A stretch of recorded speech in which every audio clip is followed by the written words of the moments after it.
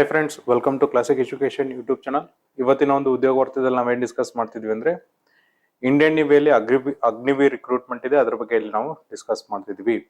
Indian navy ಅವ್ರು ನೋಡ್ರಿ ಏನ್ ಮಾಡಿದ್ರು ಅಂದ್ರೆ ಅಗ್ನಿವೀರ್ ಕಾಲ್ ಫಾರ್ಮ್ ಅನ್ನ ಮಾಡಿದ್ರೆ ಅದ್ರ ಬಗ್ಗೆ ನಾವಿಲ್ಲಿ ಡಿಸ್ಕಷನ್ ಮಾಡ್ತಾ ಇದೀವಿ. ಅದು ಕೂಡ 1-2027 ಮತ್ತೆ 2-2027ನೇ ಬ್ಯಾಚಿಗೆ ಏನ್ ಮಾಡಿದಾರೆ ಅಂದ್ರೆ ಅವರು ಕಾಲ್ ಫಾರ್ಮ್ ಅನ್ನ ಮಾಡಿದ್ದಾರೆ. ಎಲಿಜಿಬಿಲಿಟಿ ಕಂಡೀಷನ್ಸ್ ನೋಡ್ರಿ. Online applications are invited from unmarried male and unmarried female candidates who fulfill the eligibility condition as laid down by the Government of India for Agniveer SSR 1 2027 to 2027 batch. ಇಲ್ಲೇನ್ ಹೇಳ್ತಿದ್ದಾರೆ ಅಂದ್ರೆ eligibility criteria ಒಳಗಡೆ clear ಆಗಿ ಹೇಳ್ತಿದ್ದಾರೆ ಯಾರು ಅವಿವಾಹಿತ ಪುರುಷ ಮತ್ತು ಅವಿವಾಹಿತ ಮಹಿಳೆ ಅಭ್ಯರ್ಥಿಗಳಿದ್ದಾರೆ, ಜೊತೆಗೆ ಯಾರು ಎಲಿಜಿಬಿಲಿಟಿ ಕಂಡೀಷನ್ಸ್ ನ ಫುಲ್ಫಿಲ್ ಮಾಡ್ತಾರಲ್ಲ ಅಂತವ್ರು ಮಾತ್ರ ಏನಪ್ಪಾ ಅಂದ್ರೆ ಅಪ್ಲಿಕೇಶನ್ಸ್ ಅನ್ನ ಹಾಕ್ಬೇಕಂತ ಹೇಳ್ತಿದ್ದಾರೆ. ನೆಕ್ಸ್ಟ್ ನೋಡ್ರಿ, ಎಜುಕೇಶನ್ ಕ್ವಾಲಿಫಿಕೇಶನ್ಸ್ ನ ನೋಡ್ತಾ ಹೋದ್ರೆ qualified in 10+2 with mathematics physics from boards of school education recognised by ministry of education government of India, minimum 50% marks in aggregate. ಅಂದ್ರೆ ನೀವು ಇಲ್ಲೇನ್ ಮಾಡಿರ್ಬೇಕಂದ್ರೆ PUC ಅಲ್ಲಿ ಮ್ಯಾಥಮೆಟಿಕ್ಸ್ ಮತ್ತೆ ಫಿಸಿಕ್ಸ್ ಅನ್ನ ತೆಗೆದುಕೊಂಡಿರ್ಬೇಕು, ಜೊತೆಗೆ ಏನಪ್ಪಾ ಅಂದ್ರೆ 50% ಅಗ್ರಿಗೇಟ್ ಅನ್ನ ಹೊಂದಿರ್ಬೇಕು, ಅಂದ್ರೆ ಮಿನಿಮಮ್ 50% ಸ್ಕೋರ್ ಅನ್ನ ಮಾಡಿರ್ಬೇಕು. ಅಥವಾ past 3 years diploma course in engineering, mechanical, electrical, automobiles, computer science, instrumentation technology, information technology from central, state or union territory recognized polytechnical institute with 50% marks in aggregate. ಅಥವಾ ನೀವು diploma pass ಆಗಿದ್ರು ಸಹ eligible ಆಗ್ತೀರಾ. ಡಿಪ್ಲೊಮಾನ ಯಾವ್ದ್ರೊಳಗೆ ಮಾಡಿರ್ಬೇಕಂದ್ರೆ mechanical, electrical, automobiles, computer science, instrumentation technology, information technology, engineering ಒಳಗೆ ಮಾಡಿದ್ರೆ ನೀವು ಇಲ್ಲಿ ಎಲಿಜಿಬಲ್ ಆಗ್ತೀರಾ. ಅಥವಾ past 2 years vocational course with non-vocational subjects physics and mathematics from educational board recognized by central or state union territory with 50% marks in aggregate. ಅಂದ್ರೆ vocational course ಅನ್ನ ಮಾಡಿ, ಜೊತೆಗೆ ಏನಪ್ಪಾ ಅಂದ್ರೆ ನಾನ್ ವೊಕೇಶನಲ್ ಕೋರ್ಸ್ ಅಲ್ಲಿ ವೊಕೇಶನಲ್ ಕೋರ್ಸ್ ಅನ್ನ ನಾನ್ ವೊಕೇಶನಲ್ ಕೋರ್ಸ್ ಆದಂತ physics mathematics ಜೊತೆಗೆ ಮಾಡಿ ಅಲ್ಲಿ ನೀವೇನಪ್ಪಾ ಅಂದ್ರೆ 50% ಅಗ್ರಿಗೇಟ್ ತೆಗೆದುಕೊಂಡಿದ್ರೆ ಎಲಿಜಿಬಲ್ ಆಗ್ತೀರಾ. ಸರಳವಾಗಿ ಹೇಳೋದ್ ನೋಡ್ರಿ, PUC ಸೈನ್ಸ್ ಮಾಡಿರ್ಬೇಕು, ಜೊತೆಗೆ 50% ಅಗ್ರಿಗೇಟ್ ಇರಬೇಕು, ಅಥವಾ ಡಿಪ್ಲೊಮಾನ ಮಾಡಿರ್ಬೇಕು, ಅಲ್ಲಿ 50% ಅಗ್ರಿಗೇಟ್ ಇದ್ದವರು ಆರಾಮಾಗಿ ಇಲ್ಲಿ ಎಲಿಜಿಬಿಲಿಟಿ ಆಗ್ತೀರಾ. ನೆಕ್ಸ್ಟ್ ನೋಟ್ ಒಳಗೆ ಏನ್ ಹೇಳ್ತಿದ್ದಾರೆ ನೋಡ್ರಿ, candidate who or appearing in class 2 board exam of the academic year 25-26 are also eligible to apply provided that they fulfill all other eligibility criteria. Such candidates however shall only be subjected to when they produce the original mark sheet during the subsequent stages of the recruitment process. ಇಲ್ಲೇನ್ ಹೇಳ್ತಿದ್ದಾರೆ ನೋಡ್ರಿ, ಈಗ PUC second year ಬರೆಯೋರು ಕೂಡ pass eligible ಆಗ್ತಾರೆ. ಅಂದ್ರೆ PUC second year ಬರೆಯೋರು ಕೂಡ eligible ಆಗ್ತಾರೆ. ಅವ್ರೇನಪ್ಪಾ ಅಂದ್ರೆ ಅದರ್ ಕ್ರೈಟೀರಿಯಾ ಏನಿದೆ ಅದನ್ನ ಫುಲ್ಫಿಲ್ ಮಾಡಿದ್ರೆ ಎಲಿಜಿಬಲ್ ಆಗ್ತಾರೆ ಅಂತ ಹೇಳ್ತಿದ್ರೆ. ಜೊತೆಗೆ ಸಬ್ಸಿಕ್ವೆಂಟ್ ಸ್ಟೇಜ್ ಅಲ್ಲಿ ಏನಪ್ಪಾ ಅಂದ್ರೆ ನಿಮ್ಮ ಮಾರ್ಕ್ಸ್ ಕಾರ್ಡ್ ಅನ್ನ ಅಲ್ಲಿ ಪ್ರೊಡ್ಯೂಸ್ ಮಾಡ್ಬೇಕಾಗತ್ತೆ. ಹಾಗಾದ್ರೆ ಡೇಟ್ ಆಫ್ ಬರ್ತ್ ಅಥವಾ ಏಜ್ ಕ್ರೈಟೀರಿಯಾನ ನೋಡೋದಾದ್ರೆ ಅಗ್ನಿವೀರ್ 1 2027 ಬ್ಯಾಚಿಗೆ ನೋಡ್ರಿ, candidate should be born between 1st December 2004 and 31st May 2009. Both date are inclusive. ಅಂದ್ರೆ ಫಸ್ಟ್ ಬ್ಯಾಚ್ ಆಫ್ 2027 ಅಗ್ನಿವೀರ್ ಏನಿದೆಯಲ್ಲ ಅಲ್ಲಿ ನಿಮ್ಮ ಡೇಟ್ ಆಫ್ ಬರ್ತ್ ಏನಿರ್ಬೇಕಪ್ಪ ಅಂದ್ರೆ 1ನೇ ಡಿಸೆಂಬರ್ 2004ರಿಂದ 31ನೇ ಡಿಸೆಂಬರ್ 2009 ಒಳಗಡೆ ಇರಬೇಕು. ಎರಡು ಡೇಟು ಕೂಡ ಅವರು ಇನ್ಕ್ಲೂಡ್ ಮಾಡ್ಕೋತಾರೆ. ನೆಕ್ಸ್ಟ್ ಅಗ್ನಿವೀರ್ ಸೆಕೆಂಡ್ ಬ್ಯಾಚ್ 2027 ಗೆ ನೋಡ್ರಿ, candidate should be born between 1st May 2005 to 31st October 2009 ಅಂತ ಹೇಳ್ತಿದ್ದಾರೆ. ಇಲ್ಲಿ ಕೂಡ ಬೋರ್ಡ್ ಡೇಟ್ಸ್ ಆರ್ ಇನ್ಕ್ಲೂಸಿವ್ ಅಂತ ಹೇಳ್ತಿದ್ದಾರೆ. ಅಂದ್ರೆ ಇಲ್ಲಿ ನಿಮ್ಮ ಎಲಿಜಿಬಿಲಿಟಿ ಕ್ರೈಟೀರಿಯಾ ಏನಿರುತ್ತೆ ಅಂದ್ರೆ ನಿಮ್ಮ ಒಂದು ಜನ್ಮ ದಿನಾಂಕ 1ನೇ ಮೇ 2005ರಿಂದ 31ನೇ ಅಕ್ಟೋಬರ್ 2009 ಒಳಗಡೆ ಇರಬೇಕು. ಜೊತೆಗೆ ಎರಡು ದಿನಾಂಕ ಅಂದ್ರೆ 1ನೇ ಮೇ ಮತ್ತೆ 31ನೇ ಅಕ್ಟೋಬರ್ ದಿನಾನು ನೀವು ಹುಟ್ಟಿದ್ರು ಕೂಡ ಇಲ್ಲಿ ಎಲಿಜಿಬಲ್ ಆಗ್ತೀರಾ. ಮ್ಯಾರಿಟಲ್ ಸ್ಟೇಟಸ್ ನೋಡ್ರಿ, only unmarried Indian male and female candidates are eligible for the enrolment as Agniveer in Indian navy ಅಂತ ಹೇಳ್ತಿದ್ದಾರೆ. ಅಂದ್ರೆ ನೀವು ಅವಿವಾಹಿತರಾಗಿದ್ರೆ ಮಾತ್ರ ಏನಪ್ಪಾ ಅಂದ್ರೆ ಈ ಒಂದು ಹುದ್ದೆಗಳಿಗೆ ಅಪ್ಲಿಕೇಶನ್ಸ್ ಅನ್ನ ಹಾಕ್ಬೇಕಂತ ಹೇಳ್ತಿದ್ದಾರೆ. ನೆಕ್ಸ್ಟ್ ನೋಡ್ರಿ, ಟರ್ಮ್ಸ್ ಅಂಡ್ ಕಂಡೀಷನ್ಸ್ ಒಳಗೆ ಏನ್ ಹೇಳ್ತಿದ್ದಾರೆ ಅಂದ್ರೆ Agnivir shall be enrolled in the Indian Navy under the Navy Act 1957 for a period of 4 years. Agnivirs would be form a distinct rank different from any other existing rank and would be junior most in the Indian Navy. Indian Navy is not obliged to retain the Agnivir behind the engagement period of 4 years. ಅಂದ್ರೆ ಇಲ್ಲಿ ಅಗ್ನಿವೀರ್ ಅಲ್ಲಿ ನೀವೇನ್ select ಆಗ್ತಿರಲ್ಲ, ನಿಮಗೆ ಒಂದು distinct rank ಅನ್ನ ಕೊಡ್ತೀರಾ. ನೀವು Indian ನೇವಿಯಲ್ಲಿ ಏನಪ್ಪಾ ಅಂದ್ರೆ ಜೂನಿಯರ್ ಆಗಿ ಸೆಲೆಕ್ಟ್ ಆಗಿರ್ತೀರ. ನೇವಿ ಆಕ್ಟ್ 1957 ಪ್ರಕಾರ ನಿಮ್ನ ರಿಕ್ರೂಟ್ಮೆಂಟ್ ಮಾಡ್ಕೋತಾರೆ. ಜೊತೆಗೆ ಏನಪ್ಪಾ ಅಂದ್ರೆ 4 ವರ್ಷದವರೆಗೂ ಮಾತ್ರ ಅವರು ಎಂಗೇಜ್ಮೆಂಟ್ ಅನ್ನ ಮಾಡ್ತಾರೆ. ಅದಾದ್ಮೇಲೆ ನಿಮ್ಗೆ ಏನಪ್ಪಾ ಅಂದ್ರೆ ಯಾವುದೇ ತರನಂತ ಎಂಗೇಜ್ಮೆಂಟ್ ಇರಲ್ಲ ಅಂತ ಹೇಳ್ತಿದ್ದಾರೆ. ನೆಕ್ಸ್ಟ್ ನೋಡ್ರಿ, ಲೀವ್ ಅನ್ನ ನೋಡಿದಾಗ 30 days leave per year shall be applicable for Agniveer. Additionally sick leave would be applicable based on the medical advice of the competent medical authority. ಪ್ರತಿ ವರ್ಷ ನಿಮ್ಗೆ ಏನ್ ಮಾಡ್ತಾರೆ ಅಂದ್ರೆ 30 ದಿನಗಳ ರಜೆಯನ್ನು ಕೊಡ್ತಾರೆ. ಜೊತೆಗೆ ಏನಪ್ಪಾ ಅಂದ್ರೆ ನಿಮ್ಗೆ ಹುಷಾರಿಲ್ಲ ಅಂದ್ರೆ ಹುಷಾರಿಲ್ಲದ ಲೀವ್ ಅನ್ನು ಕೂಡ ಕೊಡ್ತಾರೆ. ನೀವೆಲ್ಲ ಏನ್ ಮಾಡ್ಬೇಕಂದ್ರೆ ಕಾಂಪಿಟೆಂಟ್ ಮೆಡಿಕಲ್ ಅಥಾರಿಟಿ ಕಡೆಯಿಂದ ಏನ್ ಮಾಡ್ಬೇಕಂದ್ರೆ ಅಡ್ವೈಸ್ ಅನ್ನ ಕೊಡಿಸ್ಬೇಕಾಗತ್ತೆ. ನೆಕ್ಸ್ಟ್ ನೋಡ್ರಿ, ಪೇ ಅಲೌನ್ಸಸ್ ಅನ್ನ ನಾವು ನೋಡೋದಾದ್ರೆ ಪೇ ಅಲೌನ್ಸ್ ಏನಿದೆಪ್ಪ ಅಂದ್ರೆ ಈ ತರ ಕೊಟ್ಟಿದ್ದಾರೆ. ಪ್ರತಿ ವರ್ಷ ಏನಪ್ಪಾ ಅಂದ್ರೆ ಇನ್ಕ್ರಿಮೆಂಟ್ ಆಗ್ತಾ ಹೋಗುತ್ತೆ. ಫಸ್ಟ್ ವರ್ಷ ನಿಮ್ಗೆ 30,000 ರೂಪಾಯಿ ಸ್ಯಾಲರಿಯನ್ನ ಕೊಡ್ತಾರೆ. ಸೆಕೆಂಡ್ ಇಯರ್ ನಿಮ್ಗೆ 33,000 ರೂಪಾಯಿ ಸ್ಯಾಲರಿಯನ್ನ ಕೊಡ್ತಾರೆ. ಥರ್ಡ್ ಇಯರ್ ನಿಮ್ಗೆ 36,500 ರೂಪಾಯಿ ಸ್ಯಾಲರಿಯನ್ನ ಕೊಡ್ತಾರೆ. ಫೋರ್ತ್ ಇಯರ್ ನಿಮ್ಗೆ 40,000 ರೂಪಾಯಿ ಸ್ಯಾಲರಿಯನ್ನ ಕೊಡ್ತಾರೆ. ಜೊತೆಗೆ ನೋಡ್ರಿ, ಸೇವಾ ನಿಧಿ ಸ್ಕೀಮ್ ಕೂಡ ಇರುತ್ತೆ. ಅದರಲ್ಲಿ ಏನಪ್ಪಾ ಅಂದ್ರೆ ಅಗ್ನಿವೀರ್ ಕಡೆಯಿಂದ ಒಂದಿಷ್ಟು ಕಾಂಟ್ರಿಬ್ಯೂಷನ್ಸ್ ಮತ್ತೆ ಸೆಂಟ್ರಲ್ ಗವರ್ಮೆಂಟ್ ಕಡೆಯಿಂದ ಒಂದಿಷ್ಟು ಕಾಂಟ್ರಿಬ್ಯೂಷನ್ಸ್ ಇರುತ್ತೆ. ಇಲ್ಲಿ ನಿಮ್ಗೆ ಪ್ರತಿ ವರ್ಷ ನಿಮ್ ಕಡೆಯಿಂದ ಎಷ್ಟು ಕಾಂಟ್ರಿಬ್ಯೂಷನ್ ಹೋಗೋದಂದ್ರೆ ಫಸ್ಟ್ ಇಯರ್ 9,000 ಹೋದ್ರೆ ಗವರ್ಮೆಂಟ್ ಕಡೆಯಿಂದ 9,000 ಬರುತ್ತೆ. ಸೆಕೆಂಡ್ ಇಯರ್ ನಿಮ್ ಕಡೆಯಿಂದ 9,900 ಪರ್ ಮಂತ್ ಹೋದ್ರೆ ಗವರ್ಮೆಂಟ್ ಕಡೆಯಿಂದ 9,900 ಬರುತ್ತೆ. ಥರ್ಡ್ ಇಯರ್ ನಿಮ್ ಕಡೆ 10,950 rupees ಬಂದ್ರೆ ಗವರ್ಮೆಂಟ್ ಕಡೆನೂ 10,950 rupees ಬರುತ್ತೆ. ಫೋರ್ತ್ ಇಯರ್ ನಿಮ್ ಕಡೆಯಿಂದ 12,000 ಬಂದ್ರೆ ಗವರ್ಮೆಂಟ್ ಕಡೆಯಿಂದ 12,000 ಬರುತ್ತೆ. ಸೊ 4 ವರ್ಷ ಆದ್ಮೇಲೆ ನಿಮಗೆ ನೋಡ್ರಿ, ನಿಮ್ ಕಡೆಯಿಂದ ಏನಪ್ಪಾ ಅಂದ್ರೆ 5.02 lakhs ಇನ್ವೆಸ್ಟ್ಮೆಂಟ್ ಮಾಡಿದ್ರೆ ಗವರ್ಮೆಂಟ್ ಕೂಡ ಕಡೆಯಿಂದ ಕೂಡ ಏನಪ್ಪಾ ಅಂದ್ರೆ 5.02 lakhs ಅಂದ್ರೆ 5,02,000 ಇನ್ವೆಸ್ಟ್ ಮಾಡಿರ್ತಾರೆ. ಇದ್ರ ಜೊತೆಗೆ ನೋಡ್ರಿ ಮತ್ ಕೆಲವೊಂದಿಷ್ಟು ಇನ್ಶೂರೆನ್ಸ್ ಕವರ್ ಅನ್ನು ಕೂಡ ಕೊಡ್ತಾರೆ. ಲೈಫ್ ಇನ್ಶೂರೆನ್ಸ್ ಕವರ್ ಇರುತ್ತೆ. Agniveer will be provided non contributory life insurance cover of 48 lakh for the duration of their engagement period. ಅಂದ್ರೆ ನಾನ್ ಕಾಂಟ್ರಿಬ್ಯೂಷನ್ಸ್ ಅಂದ್ರೆ ನೀವು ಯಾವುದೇ ತರನಾಗಿ ಕಾಂಟ್ರಿಬ್ಯೂಷನ್ಸ್ ಮಾಡಂಗಿಲ್ಲ. ಅಂತದ್ದು ನಿಮ್ಗೆ ಏನಾದ್ರೂ ಸೇವೆ ಮಾಡ್ಬೇಕಾರೆ ಅಥವಾ ಸೇವೆ ಸಲ್ಲಿಸ್ಬೇಕಾದ್ರೆ ಲೈಫಿಗೆ ಏನಾದ್ರೂ ಥ್ರೆಟ್ ಆದ್ರೆ ನಿಮ್ಗೆ 48 ಲಕ್ಷದವರೆಗೆ ವಿಮೆಯನ್ನ ಮಾಡಿರ್ತಾರೆ. ಜೊತೆಗೆ ನೋಡ್ರಿ, ಡೆತ್ ಕಾಂಪನ್ಸೇಷನ್ ಅಂದ್ರೆ ನೀವು ಅಗ್ನಿವೀರ್ ಸರ್ವಿಸ್ ಅಲ್ಲಿ ಇದ್ದಾಗ ಏನಾದ್ರೂ ಸಾವಾದ್ರೆ ಡೆತ್ ಕಾಂಪನ್ಸೇಷನ್ ನೋಡೋದಾದ್ರೆ in addition to the insurance cover of 48 lakhs one time ex gratia of 44 lakhs for the death attributable to service will be provided by to the NOK ಅಂತ ಹೇಳ್ತಿದ್ದಾರೆ. ಅಂದ್ರೆ in case ನಿಮ್ದು ಏನಾದ್ರೂ death ಆದ್ರೆ ನಿಮ್ಗೆ ಆ ವರ್ಷ ಅಥವಾ ಡೆತ್ ಆದ ವರ್ಷ ನಿಮ್ಗೆ ಎಷ್ಟು ಅಮೌಂಟ್ ಅನ್ನ ಕೊಡ್ತಾರೆ ಅಂದ್ರೆ ಡೆತ್ ಆದ್ರೆ 44 ಲಕ್ಷ ರೂಪಾಯಿ ಕೊಡ್ತಾ ಹೋಗ್ತಾರೆ. ನೆಕ್ಸ್ಟ್ ಡಿಸಬಿಲಿಟಿ ಕಾಂಪನ್ಸೇಷನ್ ಇದೆ. ಡಿಸಬಿಲಿಟಿ ಕಾಂಪನ್ಸೇಷನ್ ಸಹ ನೋಡ್ಕೊರಿ. ಡಿಸಬಿಲಿಟಿ ಕಾಂಪನ್ಸೇಷನ್ ಅಲ್ಲಿ 44, 15, 25 lakh based on the disability ಮೇಲೆ ನಿಮ್ಗೆ ಏನ್ ಮಾಡ್ತಾರೆ ಅಂದ್ರೆ ನಿಮ್ದು 100% ಡಿಸಬಿಲಿಟಿ ಆಗಿದ್ರೆ 44 ಲಕ್ಷ ಕೊಡ್ತಾರೆ. 75% ಡಿಸಬಿಲಿಟಿ ಆಗಿದ್ರೆ 25 ಲಕ್ಷ ಕೊಡ್ತಾರೆ. 50% ಡಿಸಬಿಲಿಟಿ ಆಗಿದ್ರೆ ನಿಮ್ಗೆ 15 ಲಕ್ಷ ರೂಪಾಯಿನ ಕೊಡ್ತಾ ಹೋಗ್ತಾರೆ. ಇದಾದ್ಮೇಲೆ ನೋಡ್ರಿ, ನೆಕ್ಸ್ಟ್ ಯಾವಾಗ ರಿಕ್ರೂಟ್ಮೆಂಟ್ ಆಕ್ಟಿವಿಟೀಸ್ ಅನ್ನ ಸ್ಟಾರ್ಟ್ ಮಾಡ್ತಾರೆ ಅಂತ ನೋಡ್ತಾ ಹೋದ್ರೆ ಅಪ್ಲಿಕೇಶನ್ಸ್ ಯಾವಾಗ ಸ್ಟಾರ್ಟ್ ಆಗುತ್ತೆ ಅಂದ್ರೆ ಅಗ್ನಿವೇರ್ ಸ್ಟೇಜ್ 1 ಮತ್ತೆ ಸ್ಟೇಜ್ 2 ಗೆ 14ನೇ ಮಾರ್ಚ್ 2026 6ನೇ ಏಪ್ರಿಲ್ 2026 ಅಂದ್ರೆ ನಾಳೆಯಿಂದ ಏನಪ್ಪಾ ಅಂದ್ರೆ ಅಪ್ಲಿಕೇಶನ್ಸ್ ಓಪನ್ ಆಗುತ್ತೆ. ಜೊತೆಗೆ ನೋಡ್ರಿ, ಅಪ್ಲಿಕೇಶನ್ಸ್ ಅಲ್ಲಿ ಏನಾದ್ರು ಕರೆಕ್ಷನ್ಸ್ ಇದ್ರೆ ಅದನ್ನ ಯಾವಾಗ ಮಾಡ್ಬೇಕಂದ್ರೆ 10-11 ಏಪ್ರಿಲ್ 2026 ಮಾಡ್ಕೋಬೇಕು. ಜೊತೆಗೆ ನೋಡ್ರಿ, ಸ್ಟೇಜ್ 1 ಎಕ್ಸಾಮ್ ಯಾವಾಗ ಇರುತ್ತಪ್ಪ ಅಂದ್ರೆ ಮೇ 2026 ಅಲ್ಲಿ ಇರುತ್ತೆ. ಆ ಸ್ಟೇಜ್ 1 ಎಕ್ಸಾಮಿನೇಷನ್ಸ್ ರಿಸಲ್ಟ್ ಯಾವಾಗ ಬಿಡ್ತಾರೆ ಅಂದ್ರೆ ಮೇ ಅಥವಾ ಜೂನ್ 2026 ಬಿಡ್ತಾರೆ.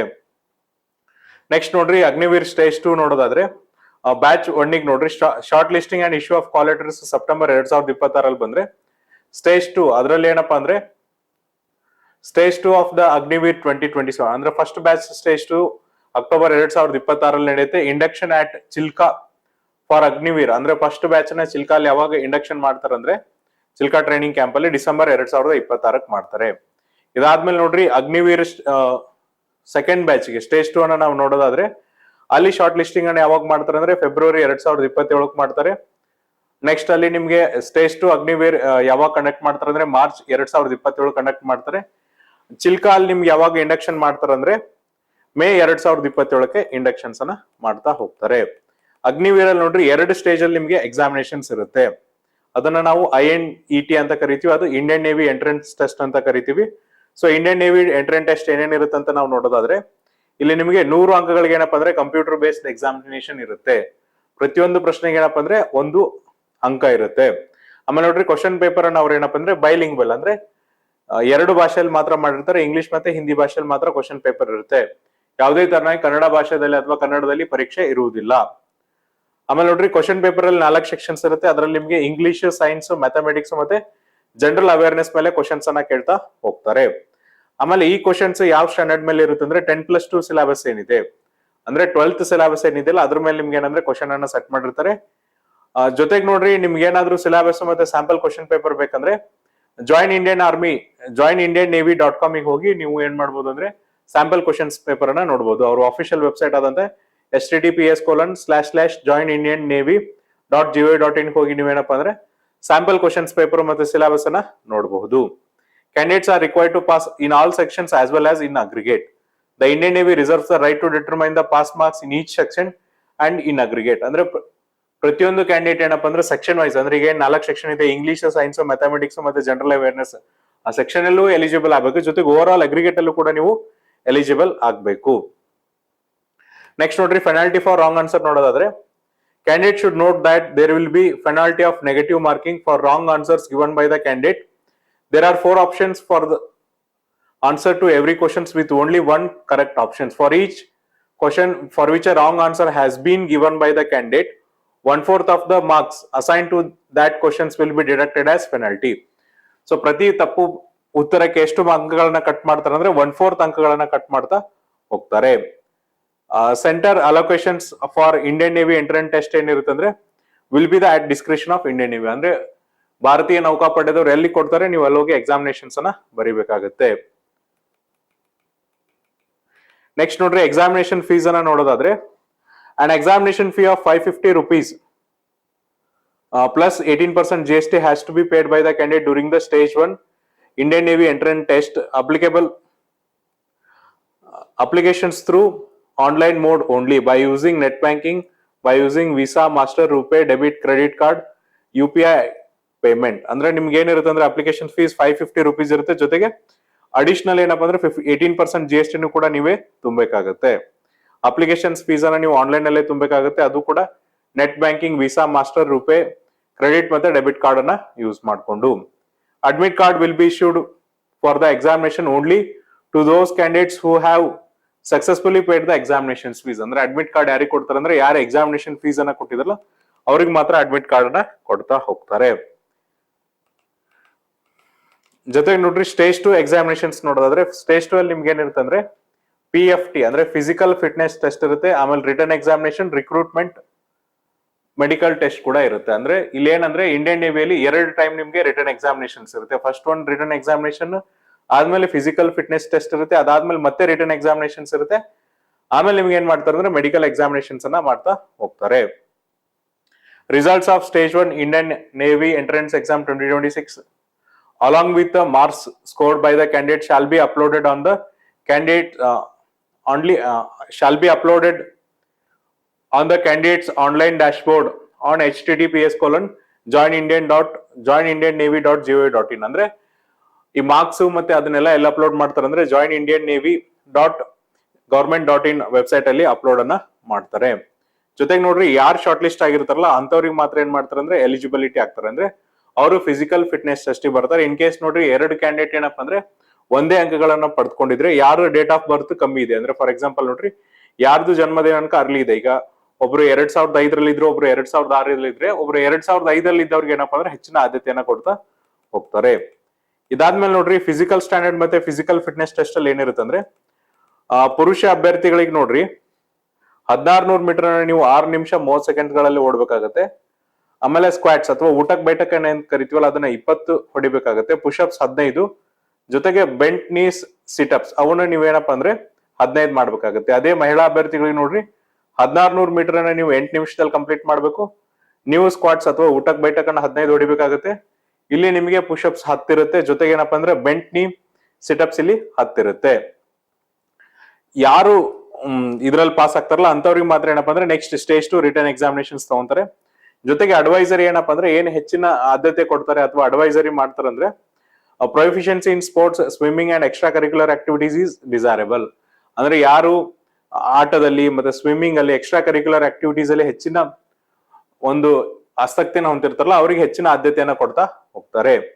ರಿಟರ್ನ್ ಎಕ್ಸಾಮಿನೇಷನ್ಸ್ ನೋಡ್ರಿ ಸ್ಟೇಜ್ 2 ಅಲ್ಲಿ ಏನಿರುತ್ತಪ್ಪ ಅಂದ್ರೆ ಇದು ಕೂಡ ಏನಪ್ಪಾ ಅಂದ್ರೆ ಯಾರು ಫಿಸಿಕಲ್ ಫಿಟ್ನೆಸ್ ಟೆಸ್ಟ್ ಅನ್ನ ಕ್ಲಿಯರ್ ಮಾಡಿರ್ತಾರೆ ಅಂತವ್ರಿಗೆ ಮಾತ್ರ ಇರುತ್ತೆ. ಇಲ್ಲಿ ಕೂಡ ಕ್ವಶನ್ಸ್ ಪೇಪರ್ ಇರುತ್ತೆ, 100 ಕ್ವಶನ್ಸ್ ಗಳಿರುತ್ತೆ. ಪ್ರತಿಯೊಂದು ಕ್ವಶನ್ಸ್ ಏನಪ್ಪಾ ಅಂದ್ರೆ 1 ಅಂಕಗಳಿರುತ್ತೆ. ಇಲ್ಲಿ ಕ್ವಶನ್ ಪೇಪರ್ ನಿಮ್ಗೆ ಏನಪ್ಪಾ ಅಂದ್ರೆ ಬೈಲಿಂಗ್ವಲ್ ಇರುತ್ತೆ, ಹಿಂದಿ ಮತ್ತೆ ಇಂಗ್ಲಿಷ್ ಅಲ್ಲಿ ಇರುತ್ತೆ. ಆಮೇಲೆ ಆಬ್ಜೆಕ್ಟಿವ್ ಟೈಪ್ ಮಲ್ಟಿಪಲ್ ಚಾಯ್ಸ್ ಇರುತ್ತೆ. ಕ್ವಶನ್ ಪೇಪರ್ ಏನಪ್ಪಾ ಅಂದ್ರೆ 4 ಸೆಕ್ಷನ್ಸ್ ಇರುತ್ತೆ, ಇಂಗ್ಲಿಷ್, ಸೈನ್ಸ್, ಮ್ಯಾಥಮೆಟಿಕ್ಸ್ ಮತ್ತೆ ಜನರಲ್ ಅವೇರ್ನೆಸ್ ಇರುತ್ತೆ. ಆಮೇಲೆ ಇಲ್ಲಿ ಕೂಡ ಕ್ವಶನ್ ಪೇಪರ್ ನೋಡ್ರಿ 10+2 ಸಿಲೆಬಸ್ ಇರುತ್ತೆ. ನಿಮಗೆ ಏನಾದ್ರು ಸಿಲೆಬಸ್ ಮತ್ತೆ ಸ್ಯಾಂಪಲ್ ಪೇಪರ್ ಬೇಕಾಗಿದ್ರೆ joinindiannavy.gov.in ವೆಬ್ಸೈಟ್ ಹೋಗಿ ನೀವು ಚೆಕ್ ಮಾಡಬಹುದಾಗಿದೆ. ಆಮೇಲೆ ನೋಡ್ರಿ ನೆಕ್ಸ್ಟ್ ಏನಪ್ಪಾ ಅಂದ್ರೆ ಇಲ್ಲಿ ಕೂಡ ಎಲ್ಲಾ ಕ್ಯಾಂಡಿಡೇಟ್ಸ್ ಏನಪ್ಪಾ ಅಂದ್ರೆ ಸೆಕ್ಷನ್ ವೈಸ್ ಮತ್ತೆ ಓವರ್ ಆಲ್ ಅಗ್ರಿಗೇಟ್ ಅಲ್ಲಿ ಕೂಡ ಪಾಸ್ ಆಗಬೇಕಾಗುತ್ತೆ.